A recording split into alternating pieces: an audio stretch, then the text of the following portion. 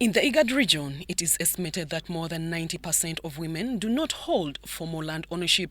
Access to land is often limited to male family members, restricting women's ability to invest in long-term agricultural sustainability and limiting their access to financial services.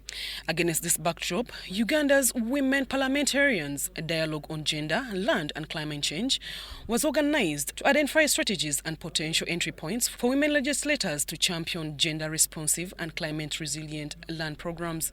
The climate change being a threat to everybody, and especially in the global south, it's timely that women should have gender-responsive policies, and especially in terms of climate and land rights. And women are the most affected; they're the most vulnerable, and they need to have not only the skills but even to be empowered to have, to advocate and to be able to ask for their rights in terms of land ownership. Identify the challenges that are faced by the vulnerable people, more especially the women and the youth, and make recommendation and action plans as implementers to ensure that gender, land and climate change, which are a big threat to our economy now, programs are implemented.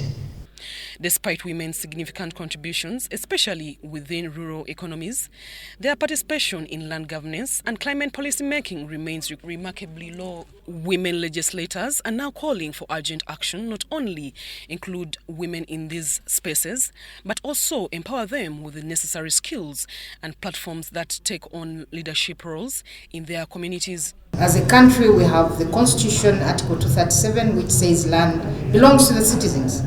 But unfortunately, if you move to the countryside, majority of the women do not own land because they lack the relevant resources. It's time for the government to actually roll out the certificate of customary ownership so that women who cannot afford, to hire the surveyors can actually attain these certificates of customary ownership as security for their land.